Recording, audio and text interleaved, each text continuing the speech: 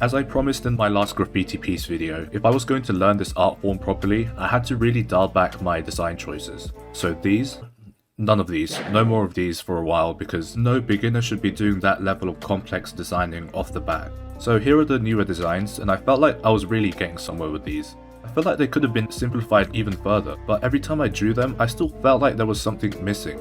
I'll be explaining all my final design choices during the time lapse, so with that said, let's head into the speed paint itself.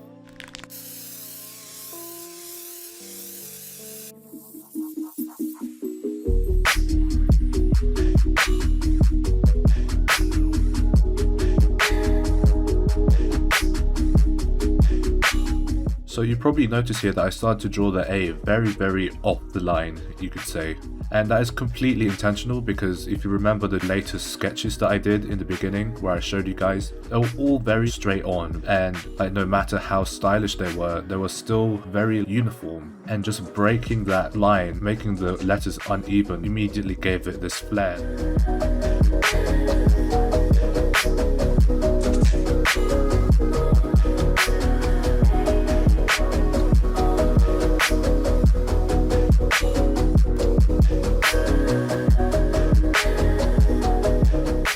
Yeah, you can see here that I'm really like erasing and going over stuff like repeatedly, which is what the guide stage is used for. So yeah, that freedom of just going in again, you can see me doing it here a lot, just taking full advantage of the stage.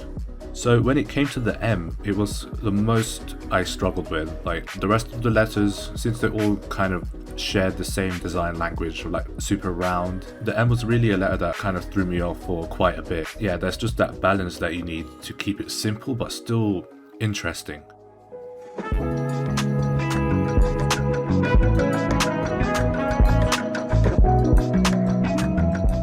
Okay, so you can see here that again I'm using that very similar color palette, or near the same color palette as my other graffiti pieces. This is just like a personal choice thing really. Like I know I can evolve the piece using different colors, but I don't know, I was just curious to see like where I could take this and just see the evolution with the same color palette. This was just like a personal thing.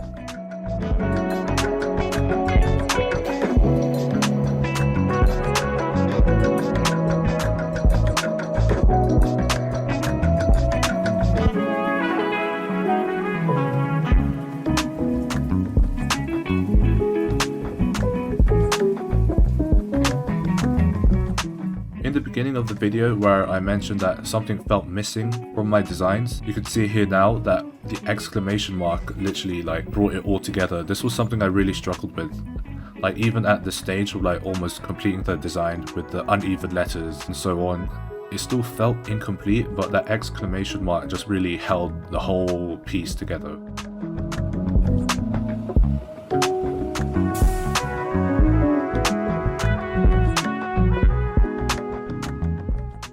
So when I completed this whole base yellow color, I know I should have really started working on the gradient straight after, then the outlines to really neaten it, but I did it in the opposite because I just knew that I had the luxury of using layers and erasing, and because this is Roblox and not a real wall outside.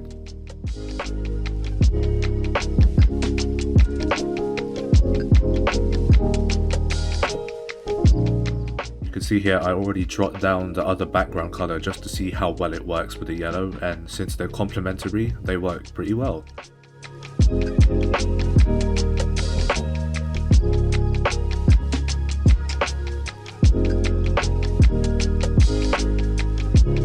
I didn't want to get confused and like lose the shape of the letters in this like massive yellow block of color, so I added these lines before it was too late.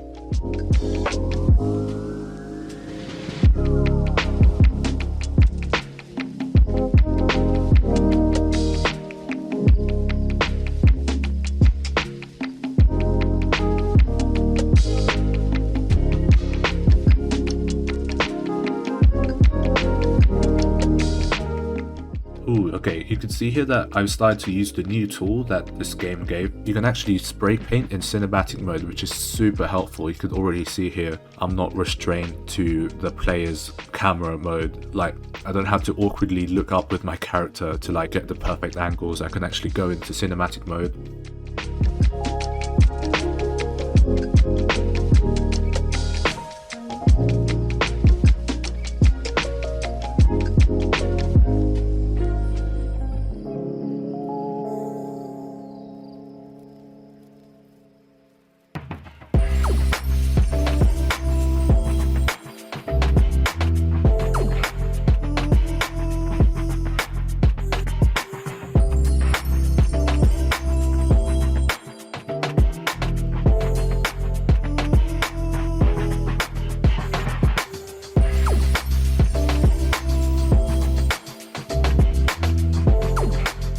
So you see me starting here at the bottom. This is kind of like a blend between a background and a drop shadow. So just giving the piece a little bit more depth by increasing the thickness of the lower lines, really giving this cool drop shadow effect on the whole piece.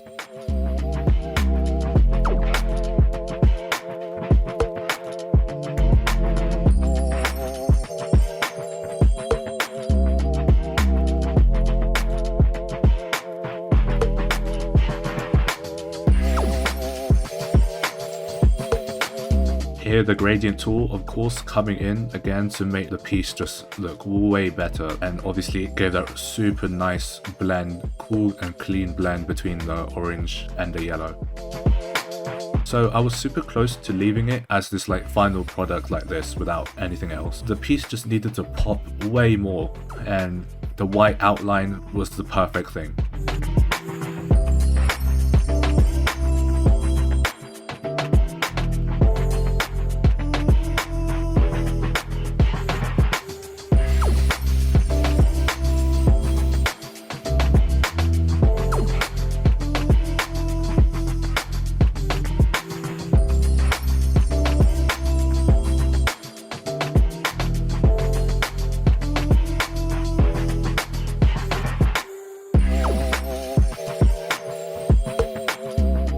I still felt like the piece was a little flat, so these little shines just gave the letters way more dimension to them.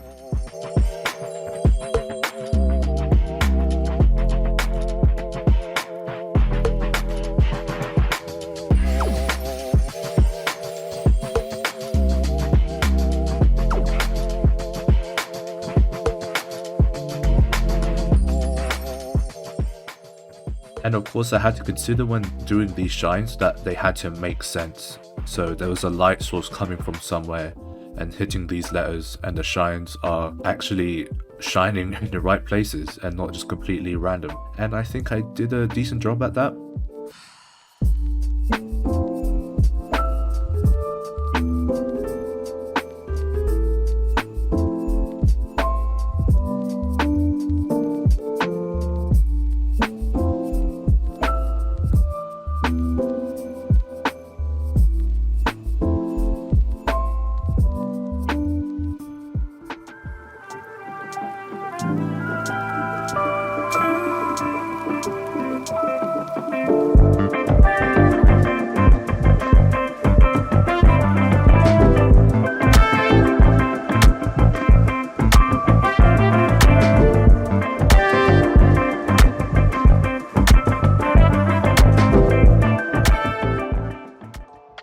I decided that this would be a cool new ongoing series on the channel. And for the graffiti art stuff, that's obviously still happening. I actually have one planned based on a show that I finished watching, so stay tuned for that. If you want to check out my previous video on improving my graffiti designs, you can click on the screen now or the playlist. And I'll see you all next time.